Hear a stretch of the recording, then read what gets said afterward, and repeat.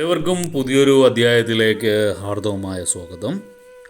ഈ അധ്യായത്തിൽ വിശകലനം ചെയ്യുന്നത് ഉത്രാടം നക്ഷത്രത്തിൻ്റെ 2025 ആണ്ട് ജനുവരി ഫെബ്രുവരി മാസങ്ങളിലെ ഗുണദോഷ ഫലങ്ങളാണ്.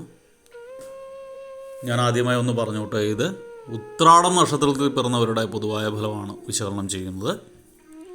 നിങ്ങൾക്ക് ഓരോരുത്തർക്കും വ്യക്തിഗത ഫലം ലഭിക്കുന്നതിനായിട്ട് നിങ്ങളുടെ ജാതകം ഒരു ഉത്തമനായ ജ്യോതിഷിയെ കാണിച്ച് രാശി ചിന്തനം നടത്തി മുന്നോട്ട് പോകുന്നതാണ് എന്തുകൊണ്ടെന്നുള്ളത്. പൊതുവായ ഫലത്തിലേക്ക് വരാം. ഈ ഉത്രാടം നക്ഷത്രത്തിൽ പിറന്നവർക്ക് ഈ 2025 ആണ്ട് വളരെ അനുകൂലമായിട്ടാണ് കാണുന്നത്, ഗുണകരമായിട്ടാണ് കാണുന്നത്. എന്നാൽ ഈ ജനുവരി ഫെബ്രുവരി മാസങ്ങളിൽ ഗുണദോഷ സമ്മിശ്രമായിട്ട് കാണുന്നു. എടുത്തു പറയേണ്ടത്, നിങ്ങളുടെ വരുമാനത്തിലൊക്കെ ഗണ്യമായ വർധനവുണ്ടാകുന്നൊരു സമയമാണ് ജനുവരി ഫെബ്രുവരി മാസം.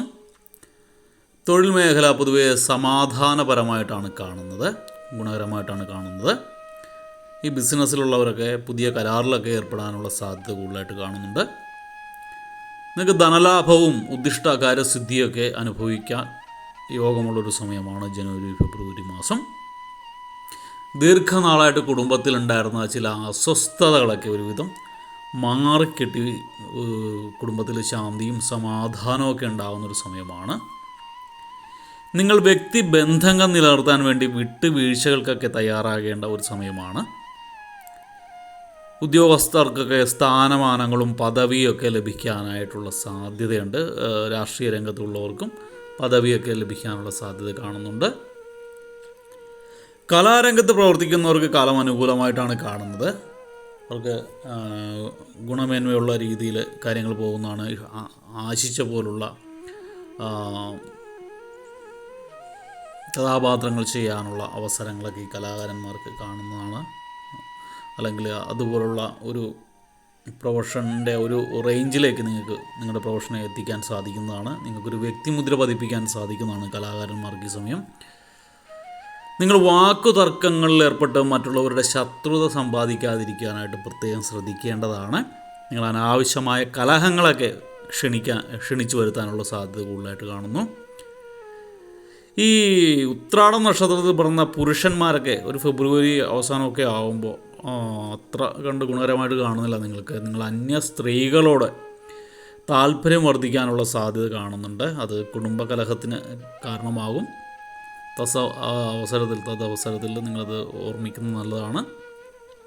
നിങ്ങളുടെ സമയദോഷം കൊണ്ട് നിങ്ങൾക്ക് തോന്നുന്നതാണ്, നിങ്ങളുടെ ജീവിതം കുളം തോണ്ടാൻ വേണ്ടിയാണ് ഇങ്ങനെ തോന്നുന്നതെന്ന കാര്യം മറക്കരുത്. സമയം നന്നല്ല. ആ സമയത്ത് അനാവശ്യമായ ചിന്തകളൊക്കെ മനസ്സിൽ ഉണ്ടാകുന്നതാണ്.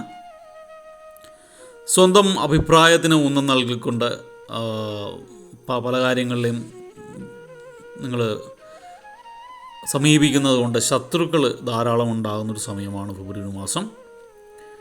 നിങ്ങൾ ബന്ധുജനങ്ങളിൽ നിന്ന് ഉപദ്രവങ്ങൾ ഉണ്ടാകാനുള്ള സാധ്യത കൂടുതലായിട്ട് കാണുന്നുണ്ട്. ബന്ധുക്കൾ ഒരു ശത്രുതാ മനോഭാവത്തോടുകൂടി നിങ്ങളോട് പെരുമാറുന്നതാണ്. നിങ്ങൾ എതിർപ്പുകളെയൊക്കെ നിഷ്പ്രയാസം പരാജയപ്പെടുത്തുന്ന ഒരു ആത്മബല നിങ്ങൾക്കുണ്ടാവും. നിങ്ങൾക്ക് അപ്രതീക്ഷിതമായിട്ടുണ്ടാകുന്ന ബുദ്ധിമുട്ടുകളെ അതിജീവിക്കാനായിട്ട് സാധിക്കുന്നതാണ്. സന്താനങ്ങളുടെ ഉന്നമനത്തിന് വേണ്ടി നിങ്ങൾ സദാ പ്രയത്നിക്കേണ്ട ഒരവസ്ഥ വന്ന് കൂടുന്നതാണ് ഈ സമയം. കുടുംബത്തിൽ സുഖവും സംതൃപ്തിയും നിലനിർത്താൻ കഴിയുന്നതാണ് ഫെബ്രുവരി അവസാനത്തോടെ ആകുമ്പോൾ. നിങ്ങളുടെ തൊഴിലിൽ പുരോഗതി തന്നെയാണ് കാണുന്നത് ഈ ഫെബ്രുവരി മാസവും. ഉദ്യോഗസ്ഥർക്കൊക്കെ കാലം അനുകൂലമായിട്ട് കാണുന്നു. ഷെയർ മാർക്കറ്റ് ബിസിനസ് ചെയ്യുന്നവർക്കും ഗുണകരമായിട്ടാണ് കാണുന്നത്. വിദ്യാർത്ഥികൾക്കും പൊതുവെ കാലം അനുകൂലമായിട്ട് കാണുന്നു. എന്നാൽ ബന്ധുമിത്രാദികളുടെ നിസ്സഹകരണം ഒരു മനോദുഃഖത്തിന് ഇടനിർത്തുന്ന ഒരു സമയം കൂടിയാണ് ജനുവരി ഫെബ്രുവരി മാസം. പൊതുവെ കാലം ഈ 2025 അനുകൂലമാണെങ്കിലും ജനുവരി ഫെബ്രുവരി മാസമൊക്കെ ആകുമ്പോൾ ചില്ലറ പ്രശ്നങ്ങൾ, മാനസിക പിരിമുറുക്കമൊക്കെ ഉണ്ടാകുന്ന കാര്യങ്ങൾ ജീവിതത്തിൽ ഉണ്ടാകുന്നതാണ്. പ്രത്യേകിച്ച് ബന്ധുജനങ്ങളുടെ നിസ്സഹകരണമൊക്കെ നിങ്ങൾക്ക് കടുത്ത മാനസിക പ്രയാസമുണ്ടാക്കി വെക്കുന്നതാണ്.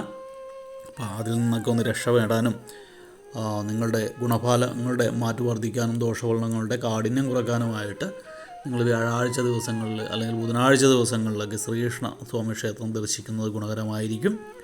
ഭഗവാനെ ഇഷ്ടപ്പെട്ട ബുധനാഴ്ചയാണെങ്കിൽ പച്ച നിറത്തിലുള്ള വസ്ത്രങ്ങൾ ധരിച്ചിട്ട് പോവുക. വ്യാഴാഴ്ചയാണെങ്കിൽ മഞ്ഞ നിറത്തിലുള്ള വസ്ത്രങ്ങൾ വിഷ്ണു ക്ഷേത്രത്തിൽ ധരിച്ചുകൊണ്ട് പോകുന്നത് ഗുണകരമാണ്. ഭഗവാന് തുളസിമാല സമർപ്പിക്കുന്നതൊക്കെ ഗുണകരമാണ്. ബന്ധുജനങ്ങളുടെ ഈ അനാവശ്യമായ ശത്രുതാ മനോഭാവം നമ്മളോട് കാണിക്കുന്നതിന് നിങ്ങൾ കഴിയാവുന്നതും കൊടുങ്കാളിക്ക്, ഭദ്രകാളി ദേവക്ഷേത്രത്തിൽ തന്നെ കൊടുങ്കാളി പ്രതിഷ്ഠയുള്ള ക്ഷേത്രങ്ങളാണെങ്കിൽ കുശ്മാണ്ഡഗുരുതി എന്നും പറഞ്ഞൊരു കാര്യമുണ്ട്. അതെല്ലാ ക്ഷേത്രങ്ങളിലും ഇല്ല, അന്വേഷിച്ചാൽ ലഭിക്കും. അവിടെ ചെന്ന് കുശ്മാണ്ഡഗുരുതി നടത്തിയിട്ട് വീട്ടിൽ സ്ഥാപിക്കുകയാണെങ്കിൽ, വാതിക്കൽ കുഴിച്ചിടുകയാണെങ്കിൽ ശത്രുശല്യം കുറച്ച് ഒന്ന് കുറയുന്നതാണ്. അത് സാധിക്കാത്തവർ ശത്രുസംഹാര പുഷ്പാഞ്ജലി ചൊവ്വാഴ്ചകളിലോ വെള്ളിയാഴ്ചകളിലോ, കഴിയാവുന്ന വെള്ളിയാഴ്ചകളായിരിക്കും നല്ലത്, ഭദ്രകാളി ദേവി ക്ഷേത്രത്തിൽ കഴിക്കുന്നത് ഗുണകരമായിരിക്കും. ചൊവ്വാഴ്ച ദിവസങ്ങളിലാണെങ്കിൽ നിങ്ങൾക്ക് രക്തപുഷ്പാഞ്ജലി കഴിക്കുന്നതും ഗുണകരമായിരിക്കും. എല്ലാവർക്കും ഭഗവാന്റെയും അമ്മയുടെയൊക്കെ അനുഗ്രഹത്താൽ ദോഷഫലങ്ങളുടെ കാഠിന്യം കുറഞ്ഞ് മനോദുഃഖമുള്ള കാര്യങ്ങളൊക്കെ മാറി സുഖമുണ്ടാകട്ടെ എന്ന് ആശംസിച്ചുകൊണ്ട് പ്രാർത്ഥിച്ചുകൊണ്ട് നിർത്തുന്നു. വീഡിയോ ഇഷ്ടപ്പെട്ടാൽ ലൈക്ക് ചെയ്യുക.